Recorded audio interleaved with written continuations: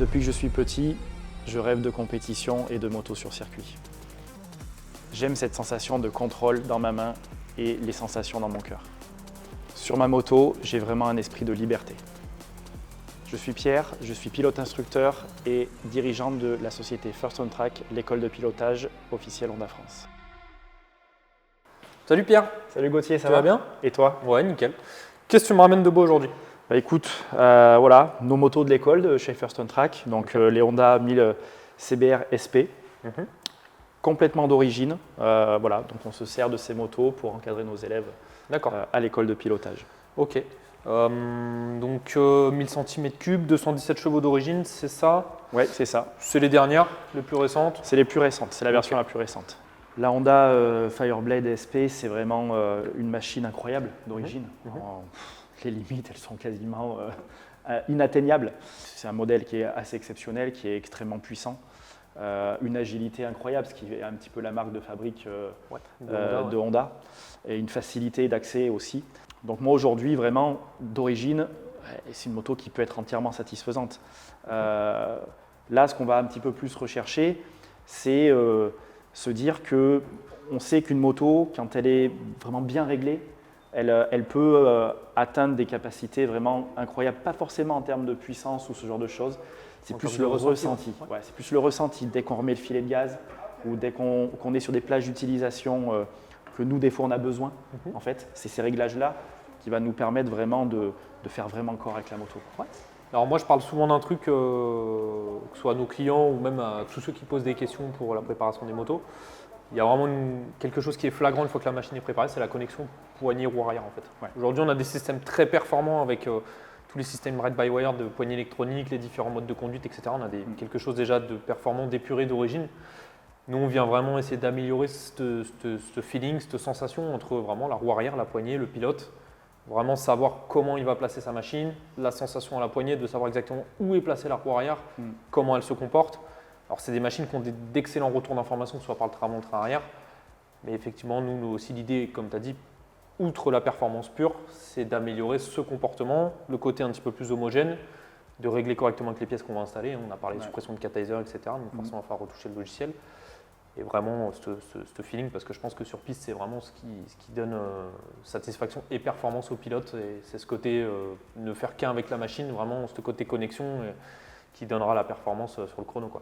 Exactement. De toute façon, nous, on n'a pas forcément un besoin d'avoir des puissances maxi qui sont énormes, puisque on n'a jamais l'occasion forcément de les utiliser. Ouais. Par contre, c'est comme tout, une suspension, on va la régler par rapport à l'utilisation qu'on fait.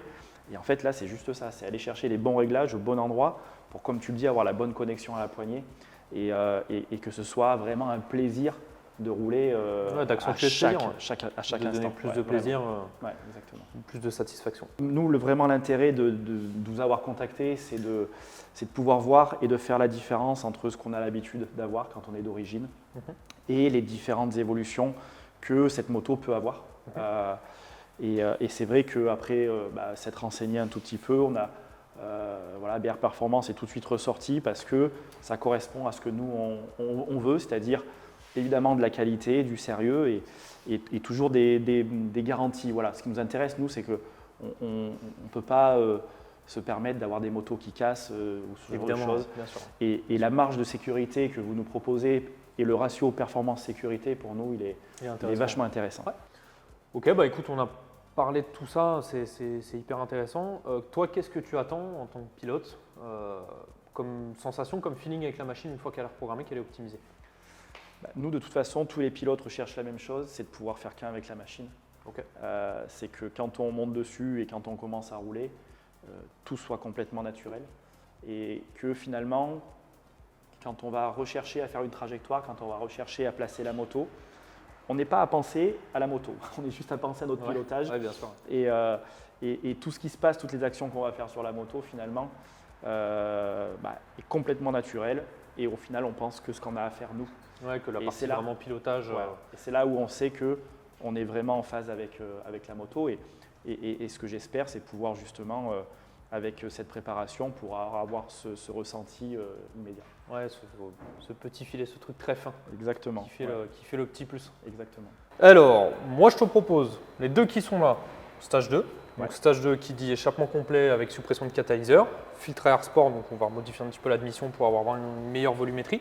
Ok. Et la dernière, parce qu'il y en a une troisième qui est cachée qui n'est pas là, en stage 1. Donc là, pas de modification hardware, donc mécanique, uniquement électronique. Donc là, après on va retoucher le logiciel, augmenter un petit peu les performances.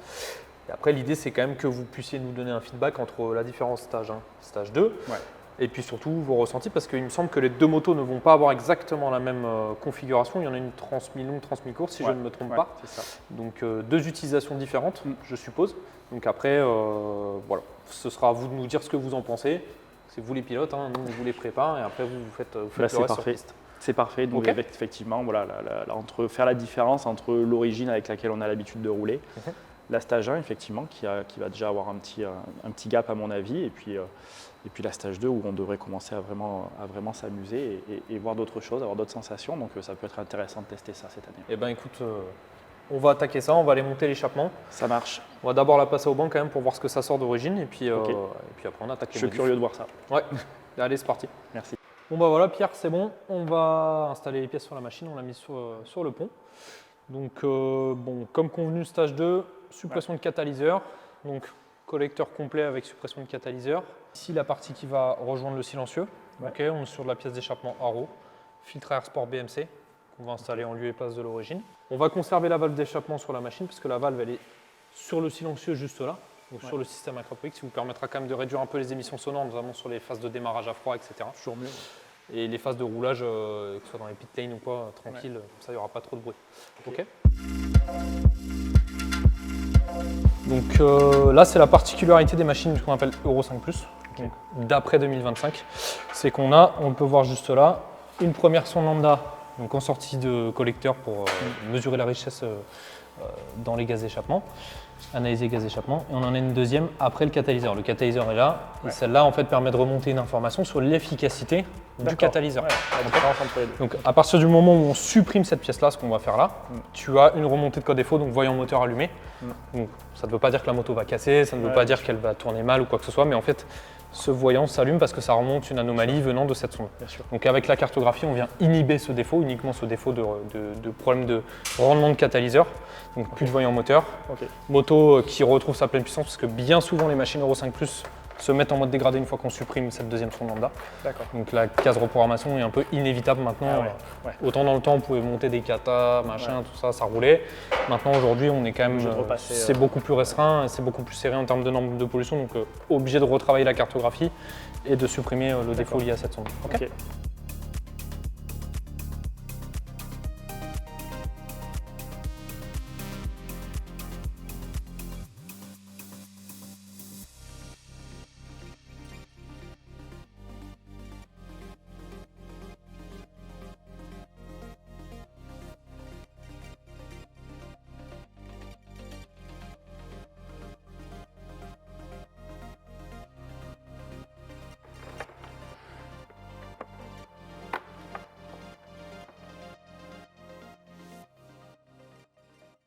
Les pièces sont installées sur la machine, échappement complet, filtre à air sport.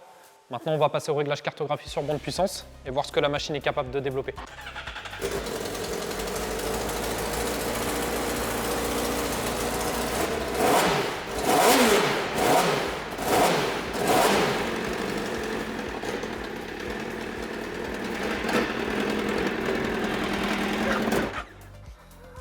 Loser!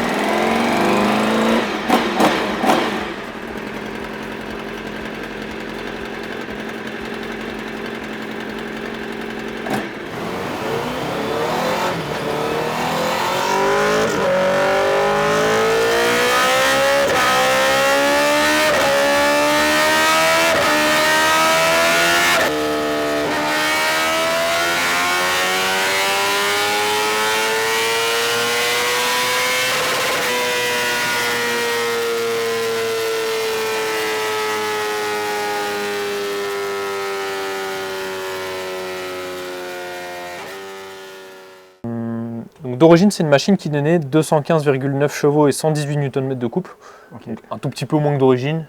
Les motos, elles n'ont pas de kilomètres, hein, elles ont 500 Ouais. bornes, donc Ouais. ça va finir de se libérer avec le temps. On est vraiment dans les clous, il n'y a pas d'inquiétude là-dessus. Ok.